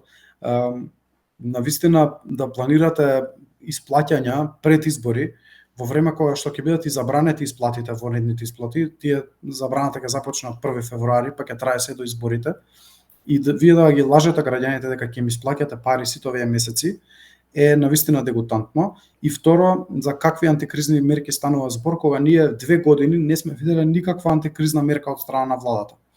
Ова распределување на 600 милиони евра доаѓа во време во кое што владата кажа дека нема средства да ги зголеми пензиите, нема средства да ги зголеми платите на вработените во судската администрација, кои што останаа на многу ниско ниво, нема пари да ги зголеми средствата за останатите групи на граѓани, но има пари самата да измислува категории на граѓани и таа да им исплаќа кеш средства. Тоа во економистите го нарекуваат исфрлање пари преку хеликоптер, односно се качувате во хеликоптер, ги расфрлате парите, па кој успее да ги фати, тој ќе ги добие, и е класичен предизборен подкуп на кој што ние предупредувавме и владата е подготвена. Ќе направиме се што можеме да се осигураме дека овие средства ќе завршат во вистински раце, односно нема бидат злоупотребени пред изборите, доколку остане идејата дека тие и ќе се исплаќаат и за време на изборите. За среќа во таа техничка влада која што не сакаат да напуштат, ВМРО-ДПМН ќе има свој министер за труд и социјална политика и многу голем дел од овие трансфери ќе биле преку тоа министерство. Ако не се преку тоа министерство, ќе направиме се што можеме да внимаваме на критериумите, дали се запазени и дали вистински средства да стигнале на оние кои што им се потребни. Да бидеме најасно, ние не сме против граѓаните, не сме против дека треба да им се помогне на определена група граѓани. Навистина во Македонија се живее тешко. Последниве 2 години навистина се живее исклучително тешко, особено после короната, но тоа не се прави на овој начин. Не се прави на начин да си ги изберете луѓето на кои што сакате да им дадете средства и да ги истурите парите од хеликоптер, туку се прави со реални политики, со подигнување на квалитетот на работните места, со отварање на нови работни места, со вклучување на сите луѓе во работните процеси. Ние имаме многу млади кои што остануваат невработени по завршување на образованието. Наместо да им давате вие ваква социјална помош од 2000 или 3000 денари, вие треба на тие луѓе да им овозможите работно место во приватниот сектор. За тие самите да се креираат својата иднина, да не зависат од милостината на власта, но очекувам дека во наредниот период ќе направат се што можат, колку толку нешто да спасат од нивните гласови, но тоа ќе им оди навистина тешко, затоа што граѓаните препознаваат дека ова е навистина предизборен подкуп. А 600 милиони евра се навистина многу висока сума. Ќе потсетам дека огромниот хидропроект Чепрени галиште во близина Кавадарци на Црна река, кој што треба да значи енергетска независност на Македонија, беше проценат на околу 700 милиони евра, што значи дека може овие пари наместо да се искористат во предизборен подкуп, да се инвестираат, да имаме национален македонски нов потенцијал за електрична енергија. Тоа е браната Чепрени галиште, која што се најавува веќе 60 на 70 години. Беше процената по тие физибилити студии дека чини баш толку, околу 700 милиони евра. Дали законски овие средства, како што рековме, во висина од 662 милиони евра од пакетот антикризни мерки, смеат да се исплаќаат за време на изборниот процес, кој процес започнува од денот на донесувањето на решение за распишување на изборите? Па јас слушав некои експерти во областа на антикорупцијата. Изборниот законник исклучиво ги забранува вонредните исплати. Тоа значи сите исплати кои што не се плата, пензија, редовна социјална помош, стипендии за ученици, се забранети по денот на распишување на изборите, па се до траењето на изборите, до денот на завршување на изборите, формирањето на новата влада.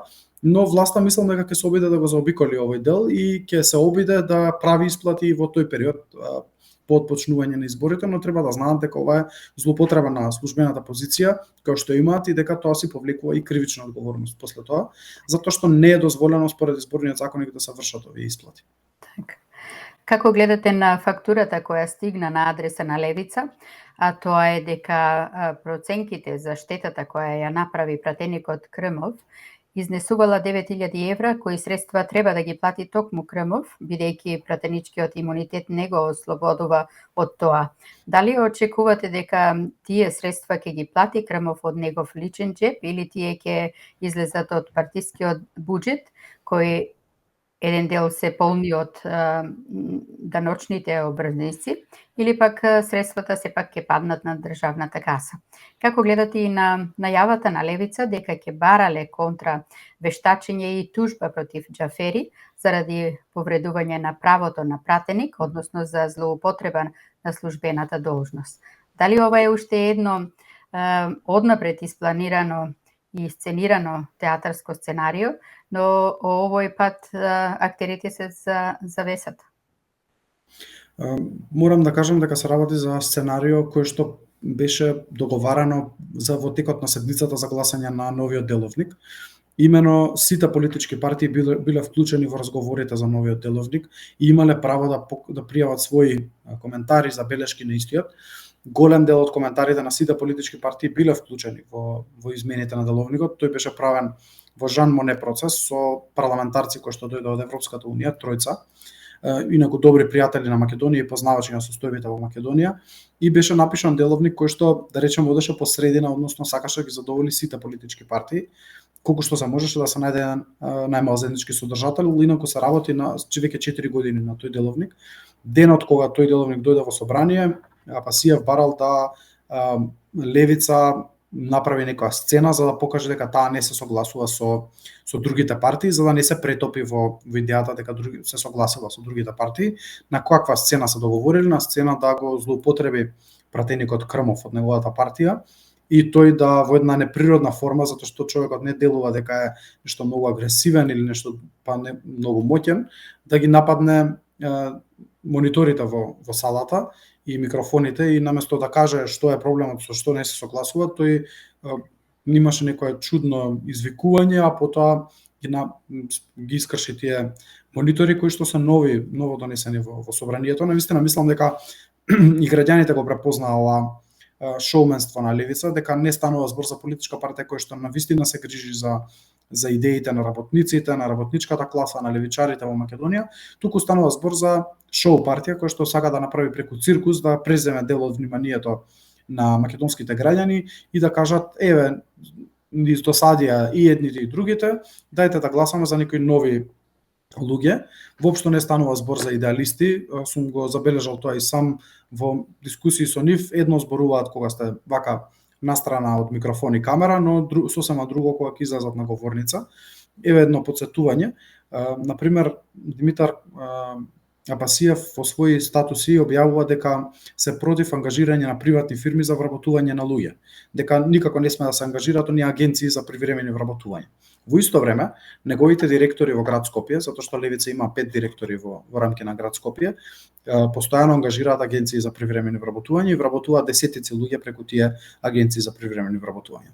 Чисто сакам да споделам кој е лицемерието, кој е начинот на кој што овие луѓе функционираат, затоа што тие имаат директори во град Скопје, свесни се дека не можат да ангажираат луѓе на друг начин освен преку агенција и ги ангажираат тие приватни агенции, работат со истите 2-3 агенции, а во исто време нивниот лидер зборува јавно како тој е против агенции за приватни привремени вработувања и тој ќе ги вработи сите луѓе со решение. Ето тоа е нивното лицемерие. И според мене треба да се платат казната од приватните џебови, не од џебовите на политичката партија или од буџетот, затоа што сите политички партии во Македонија добиваат средства од државниот буџет за редовно финансирање. Левица е една од нив и таму многу ревносно, например, и со Север на документите си ги подпишуваат, немаат никаков проблем со новото уставно име на државата, но кога станува збор за Facebook објави или видеа или нивни настапи, тогаш се многу драматични. Така што мислам дека не треба тие пари да ги трошат, парите на граѓаните за нивните циркуси, туку треба да си платат од приватните џебови, затоа што ако се подготвени да кршат, треба да се подготвени да платат. Пред неколку дена се случи исчезнувањето на малолетното 14-годишно девече од Скопје Вања, и тоа во 7 часот и 20 минути наутро, кога улиците се преполни со народ. Учениците во тоа време одат на училиште, граѓаните одат на работа, со еден збор кога се е раздвижено. Како е можно цели 5 дена од моментот на исчезнувањето на Вања, надлежните институции пред се МВР и обвинителството да нема никакви информации кои би им помогнало да откријат што и како всушност се случило тоа, а ако се има предвид и тоа дека градовите се покриени со видеонадзор или популарно наречено големото око на големиот брат, а за кој надзор се има потрошено големи суми на пари. Може ли да заклучиме дека станува збор за нарушување на безбедноста и потврлување на системот и до кој дереже оваа ненародна власт ја доведува безбедноста на граѓаните, особено што пред само некој ден слушнавме дека го ослободиле еден од осомничените за пукањето во Шише барот со изговор дека полицијата не успеала да најде докази против него. Што стана со она ветување на МВР пред се на министерот Оливер Спасовски веднаш после она што пред 2 месеца се случи со нападот на 3-годишното дете од страна на педофил. Тогаш Спасовски изјави дека ќе има заселени полициски патрули и полициско присуство. Дали ќе бидеме во право ако заклучиме дека МВР повеќе е насочено кон политички цели, а многу помалку или воопшто не кон безбедност на граѓаните? Прво, станува збор за многу страшен случај. Навистина згрозена јавноста овде во град Скопје. Особено имајќи во вид дека станува збор за центарот на градот, за разлика од другите европски и светски метрополи, центарот на Скопје е навистина едно мирно место, или барем до оваа година беше едно мирно место, каде што многу ретко би се случило некој немил настан.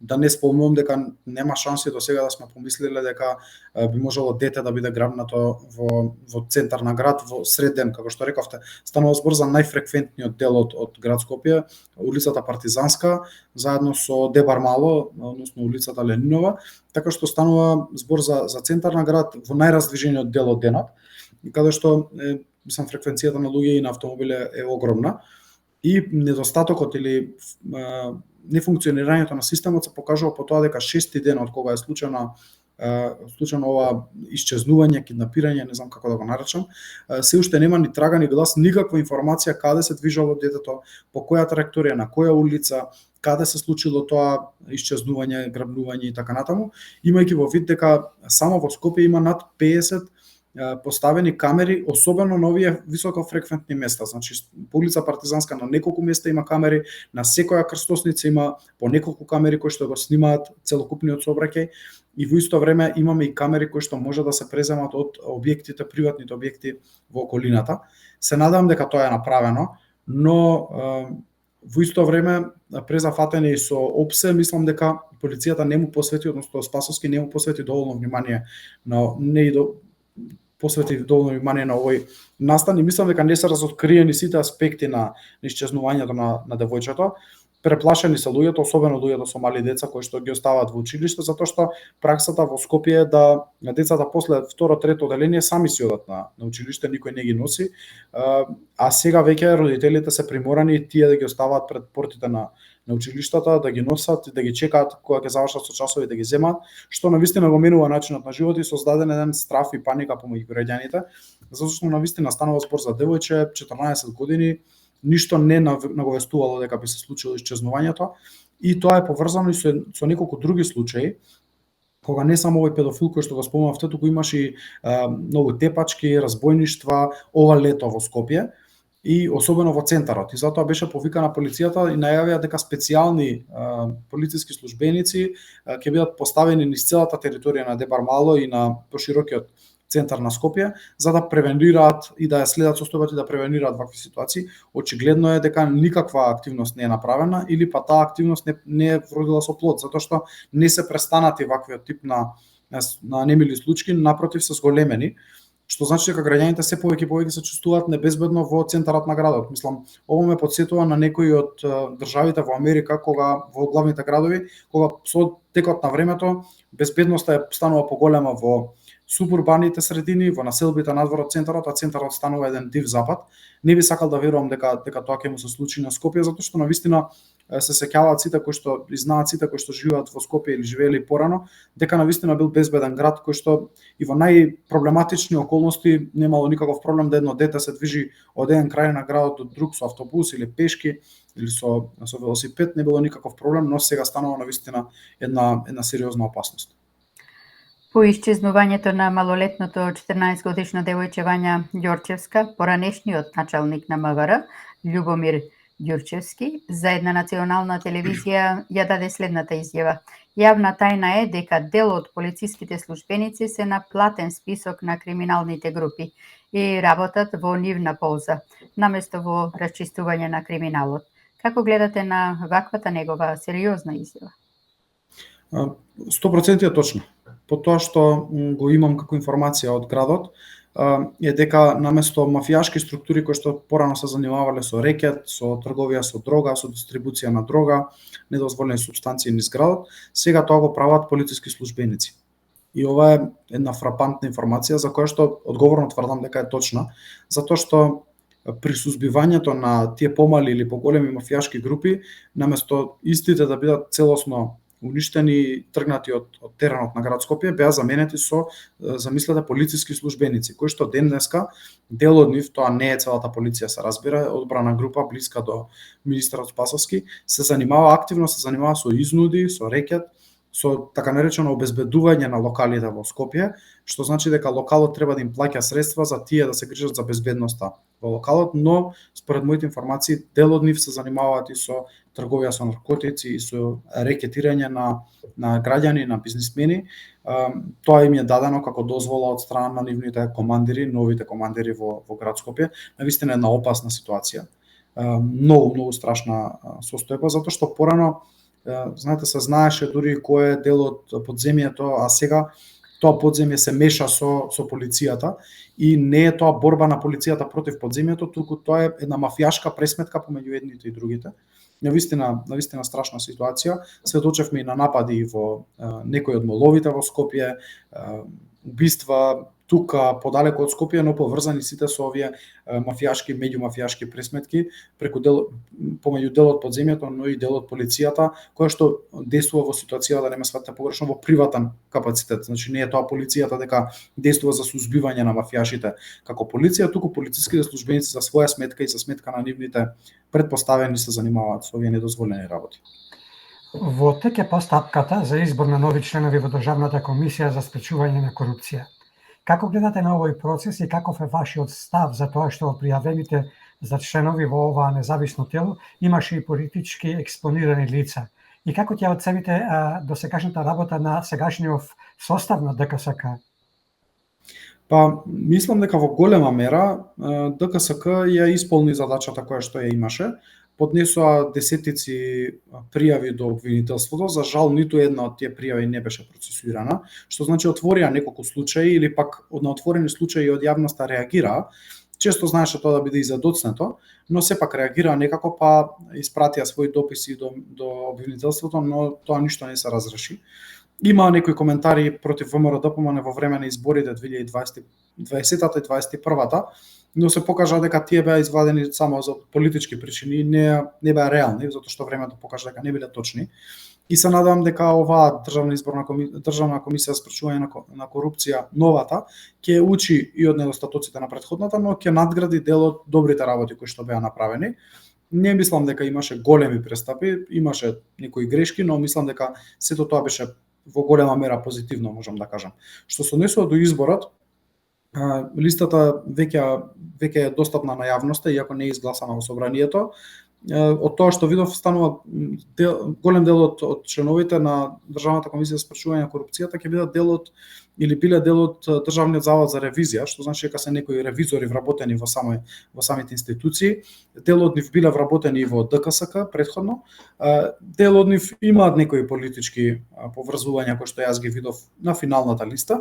Сепак тие што беа најполитички експонирани, мислам дека не се дел од финалната листа, иако биле кандидати. Останува да видиме навистина во Македонија, за жал не зависи многу од системот, туку повеќе зависи лично кој како ќе се покаже на позиција. Се надевам дека ќе имаат добар менеджмент и дека ќе нивниот глас ќе се слушне, ама нивниот глас ќе биде внимателен да се држат во тоа што им е нивната надлежност, а тоа е превенција на корупцијата и алармирање за коруптивни практики. И јавноста ќе биде тука да суди, но се надевам дека еден добар позитивен пример би можел да биде уште попозитивен ако се работи честно и одговорно. Ако се работи, ако се сака да се преземе некоја заслуга за себе или ако некој сака да биде политички нечив експонент, тоа ќе биде на штета и на граѓаните, но и на самата институција. Анкетната комисија за онкологија пред некој ден лоцира политичка одговорност кај многумина, меѓу кои кај поранешниот министер за здравство Венко Филипче, Нино Васев, Миха Нухи, Ирина Бухова и Стево Крстевски, со што делумно оваа комисија си ја заврши својата задача. Наспроти ова, обвинителството се уште молчи, а од СДСМ пак не виделе никаква политичка одговорност кај Венко Филипче. Вчера беше последниот ден на оваа комисија, но власта и опозицијата не успеа заеднички да се договорат за политичка одговорност на неколку поранешни функционери. Како гледате на ова и дали ќе има разврска околу грозоморниот скандал на клиниката на онкологија? За жал не очекувам разрешување. Убаво е тука Да слушнеме изјавата на председателката на анкетната комисија Рашела Мизрахи, но и на Ненад Коци. Нашите заклучоци од обете страни се толку конвергирани, толку различни, без доперни точки, што е бесполезно понатаму да се расправа, тоа нема да вроди со никаков плод и заради тоа сметам дека на жал, нема да имаме формално изгласани заклучоци, иако целата јавност ја увиде вистината и не верувам дека тие заклучоци кои што се вистините, до кои што стигнав, нема понатаму да бидат расследувани во измина. Точно дека утре е последниот ден, со оглед на тоа што на 3 декември завршува нашата работа и доколку не се закаже продолжение на комисијата, ќе паднат во вода и анкетната комисија и заклучоците и наводните нивни заложби за правата на пациентите и за се она што тврдеа дека го инициираа создавањето на анкетната комисија. Повелите, господине Андоновски, како гледате на ова и дали ќе има разврска околу грозоморниот скандал на клиниката за онкологија? За жал, се покажа дека политиката сама шала прсти во овој случај. Иако имаше многу соопфатна дискусија во рамки на анкетната комисија предводена од пратеничката Рашела Мизрахи, немаше заклучоци на крајот, затоа што власта не смогна сили да стави критика и да стави име и презиме на критиката, односно да каже кои се тие луѓе кои што навистина се огрешиле пред законот и ја создале оваа грозоморна ситуација во онкологија. Да подсетам, ситуацијата е дека на пациенти им се издавало лекови без да има потврда за тие лекови, се издавале лекови неправилно, на неправилен начин, приватно се плаќале лекови кои што требало да додат на фондот, се препродавале лекови и така натаму, и целиот систем не функционирал внатре во самата клиника. Нашите пратеници во собранието, особено пратеничката Мизрахи, но и другите, анализирајќи ги составите, ги открија виновниците, тој кои што треба да сносат политичка одговорност за нефункционирање системот. Тоа е министерот Венко Филипче, но и директорот на онкологија, како и одговорните во институтите за јавно здравје. Заради тоа што се работи за партиски членови од СДСМ се исплаши, излезе од комисијата, ја напушти работата и сакаше да донесе заклучоци кои што се општи флоскули, кои што ќе кажат дека ете системот е виновен, нешто слично како што кажа во ситуацијата со горењето на модуларната болница во Тетово, дека кабелот бил виновен и дека панелите биле виновни што изгореле, оние кои што биле поставени, а не луѓето кои што тоа го планирале и лошо го испланирале. Така што не очекувам разрешување на овој скандал сега во моментот. Обвинителство е навистина тивко и во овој случај веќе со месеци И мислам дека разврската ќе дојде затоа што ова ќе биде еден од првите случаи кои што новото обвинителство, новиот тим во јавното обвинителство кој што ќе се формира по промената на власта, ослободен од овие политички притисоци, ќе може да направи независна истрага која што ќе донесе до вистинските виновници за овој многу страшен случај кој што се случува. Ајде малку и за темата меѓуетнички соживот. Дали поставувањето на крст, кој е верски символ, а поставен во атарот на црковно земјиште, може да се толкува како провокација? И кој ги подгрева и онака кревките меѓуетнички тензии во Македонија, особено посимнувањето на знамето на МБЦ пред манастирот на Попова шапка и истакнување на албанското знаме? Дали ова е само лош и непримерен обид да се поларизираат односите меѓу локалното население, но и да се вовлече во игра целокупната нација, или тоа е реалност пред која досега се забижува? Прво, Попова шапка е едно прекрасно место кое што има еден преубав манастир во срцето на ово излетничко место и слобода и право е на Македонската православна црква да го постави тој крст. Се знае дека не може да има манастир без крст, манастир или црква без крст и навистина тоа прекрасно изгледа за секој човек кој што добронамерно ќе помине таму, независно каква е неговата религиска определба. Навистина преубав една позиција, едно место со многу убава позадина околу него, со живописна природа околу, но и внатре самиот манастир сум го посетил неколку пати и како дете и сега во последниве години навистина е преубав со преубави фрески внатре. Така што навистина секој што сака да го сквернави овој простор треба да го гледаме со најголема негација и треба да биде казнет, треба да сноси одговорноста.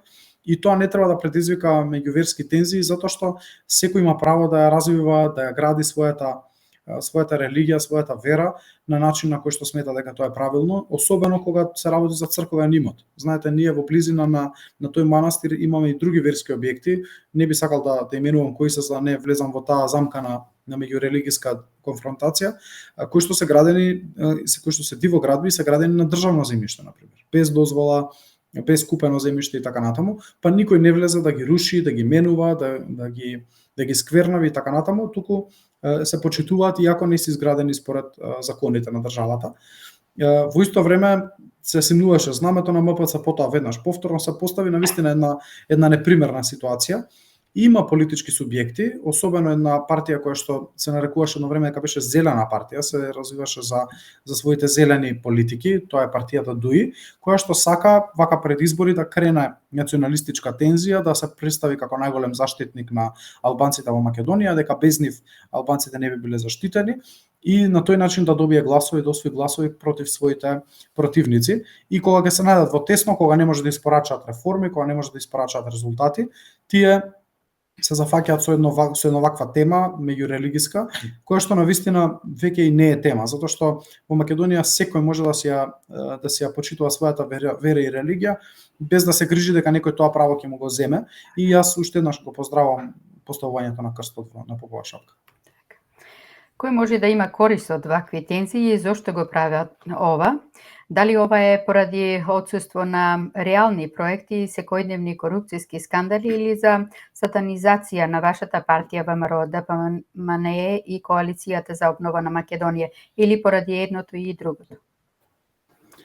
Мислам дека се двете страни, но мислам дека многу повеќе е тоа првото, затоа што според анализите и статистиките, многу повеќе се иселуваат албанци од Македонија за време на владењето на ДУИ, отколку што се иселуваат македонци.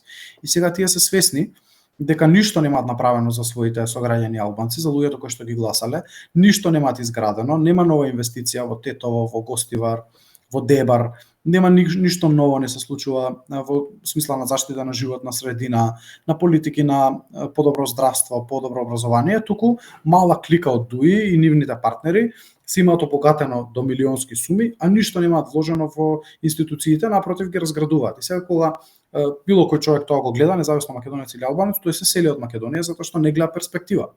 Останати се мал број на луѓе и како гледаат како да се добијат гласови на тој начин што ајде ќе отвориме ваква националистичка карта, ќе го обвиниме ВМРО ДПМН или некој трет и ќе се прикажуваме како големи спасители на албанското прашање. Би сакал само кратко, да.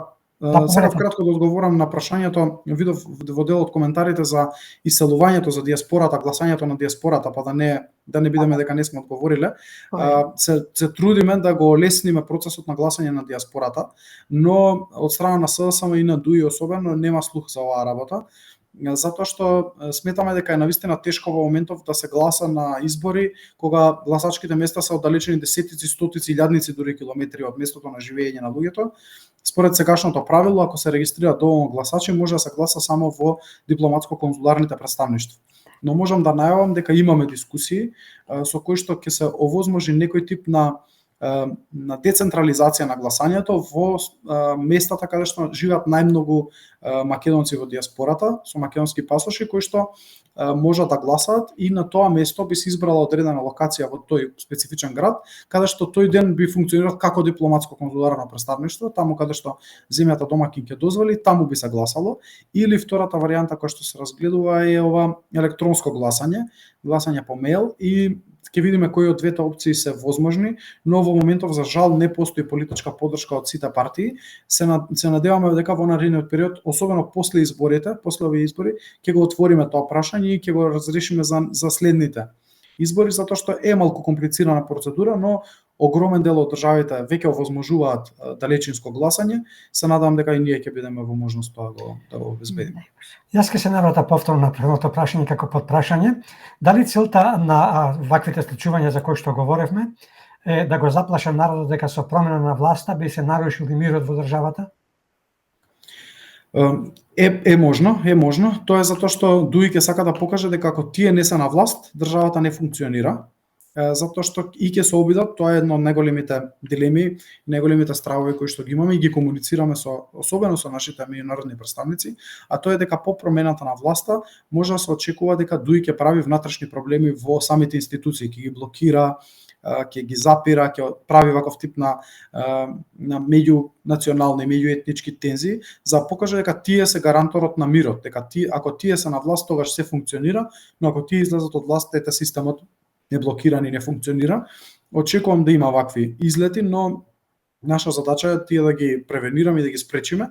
Мислам дека ова што се случи на Попова шапка е еден инцидент кој што за среќа беше брзо надминат и дека нема да им успее во ова, но треба да се биде многу внимателен. Ова прашање е многу важно.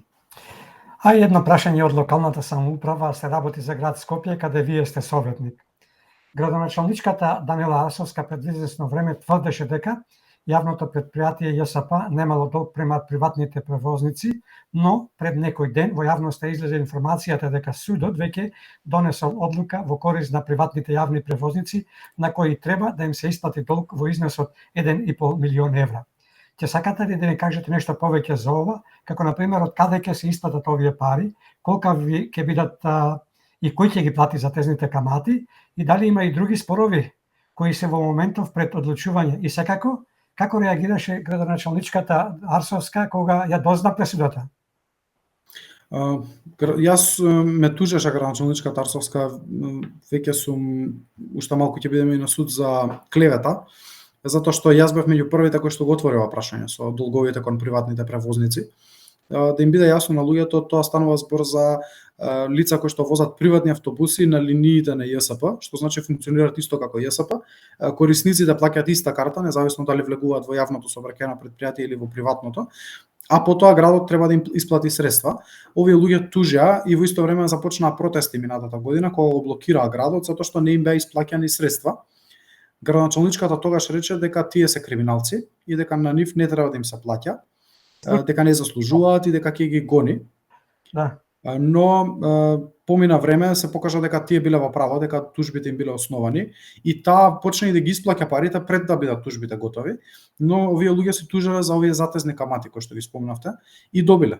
И сега градот ќе треба, односно ЈСП ќе треба да им исплати. ЈСП бара од градот помош за овие средства и градот неколку пати веќе му праќа субвенции за потешкоти, ги нарекуваме тие, за да може некако да функционира. Сега ова ќе бидат дополнителни трошоци за ЈСП за кои што ние предупредивме и ќе предупредам уште еднаш дека ова исплаќање на камати, законски затезни камати е кривично дело затоа што го оштетува буџетот на град Скопје и на ЈСП. Зошто? Затоа што и градоначалничката и тогашниот директор на ЈСП знаеа дека должат. и признаа дека должат. И наместо да ги исплатат парите, тие не исплаќа и со тоа предизвикаа дополнителна штета на буџетот од законски затезни камати, но и од адвокатски и судски трошоци. Така што таа ќе биде земена на одговорност, ова одговорно го тврдам дека мора да одговара и градоначалничката и директорот тогаш на ЈСП зошто не ги исплатија на време средствата, знаејќи дека се во криво, односно знаејќи дека овие приватни превозници си возели и си ги заслужиле парите и сега градоначалничката е таа која што треба да одговори од каде ќе се најдат средствата, но во исто време треба да си понеси кривична одговорност. Така. Господине Андоновски, ви благодариме за учеството во Македонски корени. Причини задоволство како и секогаш. Имајте си убав викенд, пријатно до слушање и секако скоро довидување. Пријатно, се најдобро. Ви благодарам уште еднаш за поканата. Секогаш е интересно да се одговарат прашањата, особено тие што ги интересираат нашинците во диаспората. Веруваме дека не бевме досадни со предолгото интервју и премногите прашања и не ве исплашивме за повторно да не бидете гости. Секогаш со задоволство сум гостин на вашата емисија. Ви благодарам уште еднаш. Поздрав, се најдобро. Останување во контакт.